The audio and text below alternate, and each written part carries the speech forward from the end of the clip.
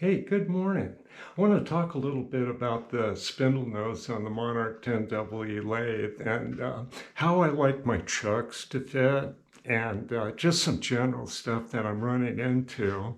And it's a little bit inspired here by Will the Blade. He's getting a Monarch 10EE going. So we'll get over here and look at this and show you what I'm talking about here. Okay, I hope you're all doing good. Everything going good for you? Okay. Friday, I went to a funeral, and yesterday I went to a 50th wedding anniversary. I'm really glad to be back in here, I'll tell you right now.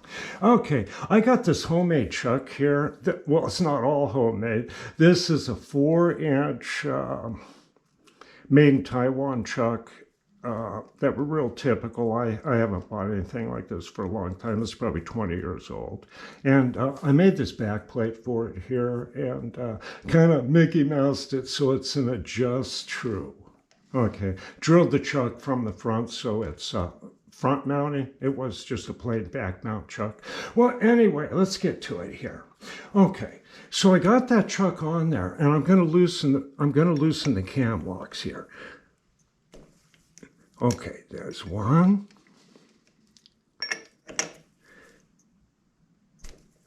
There's two. And here's three. Okay. Now it just popped loose. And that's pretty good. It did kind of stay and it popped loose. So I know that chuck fits pretty good. Okay. I'm going to set that over here so I don't drop it.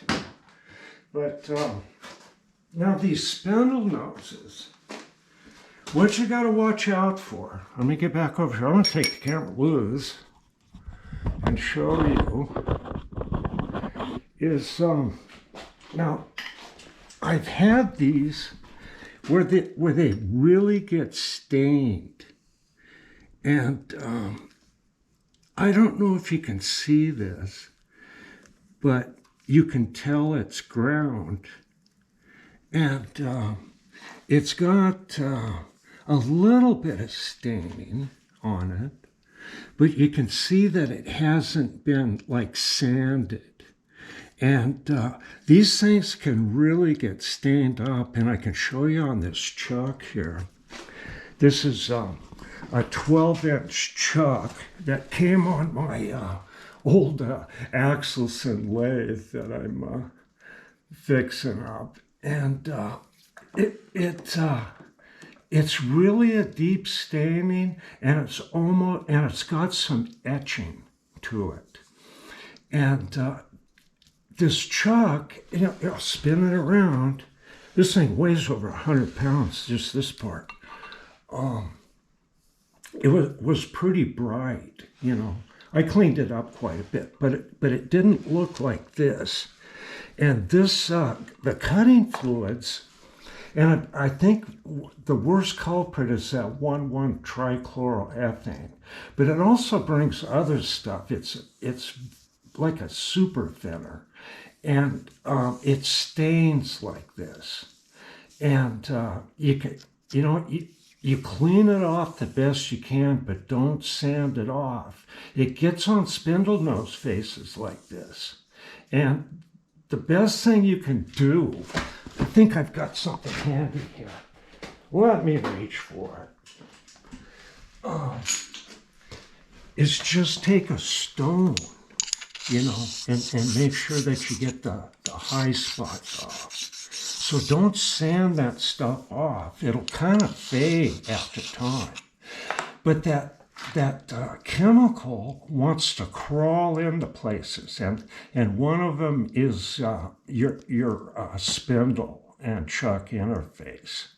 So I just thought I'd mention that. And from what I've seen quite a few lathes like my Axelson. See, its spindle nose is stained. and might have some spots where there's some, etching, but it's smooth. I've gone over it and just felt it with a like an Arkansas stone.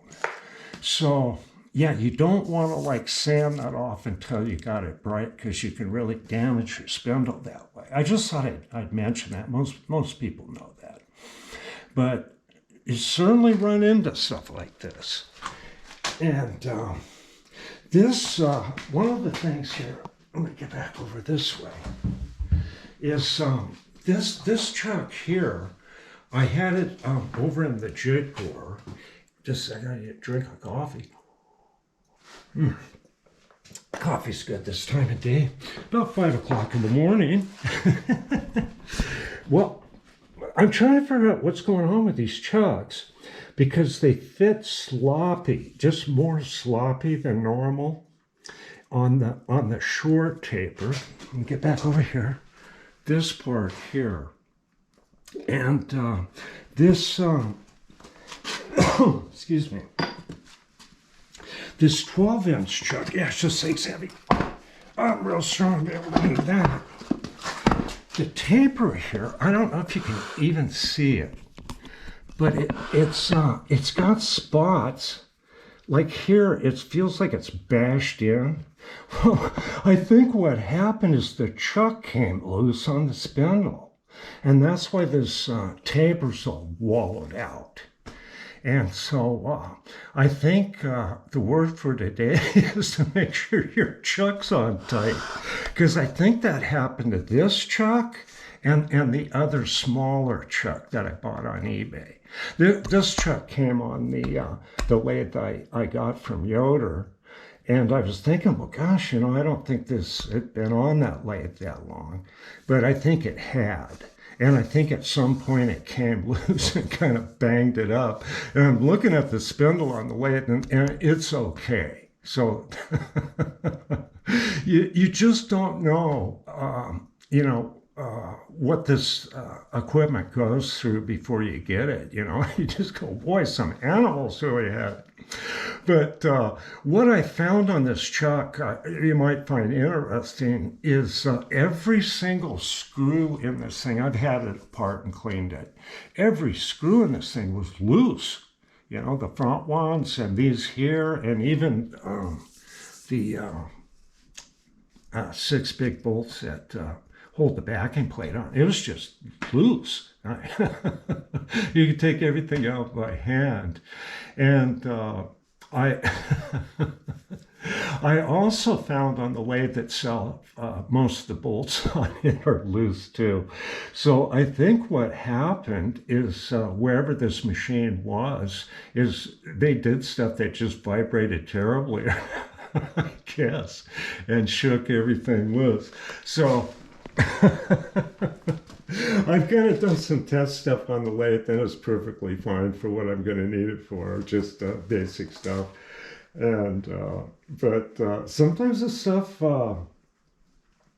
just really gets kind of beat up or something. But I'm going to refit both of these. I'm going to do another video and cut that other face. I'm going to test it out on this machine. I just want to test the machine with the wall hopper head to do this kind of a facing cut. But I'll move both these chucks over to the jig bore over here, and I'll put the wall hopper head in it and recut those tapers, just because it's fun to do. Well, and in the end, hopefully I'll have perfectly fitting chucks.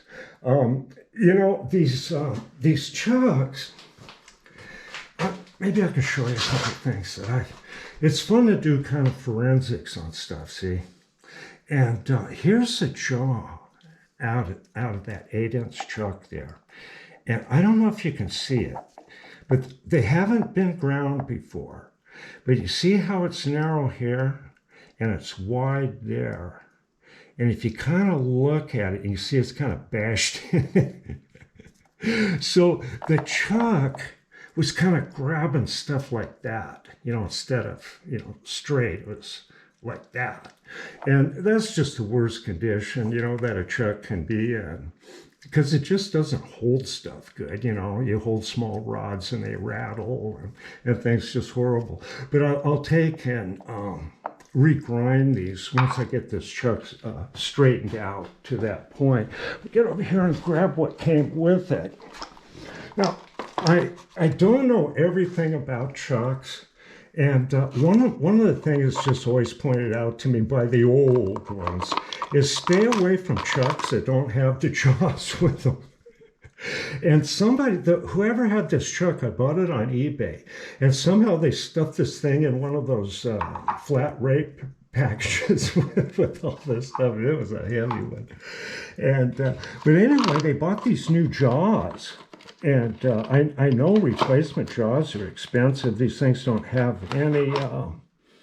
anything on them as saying what they are.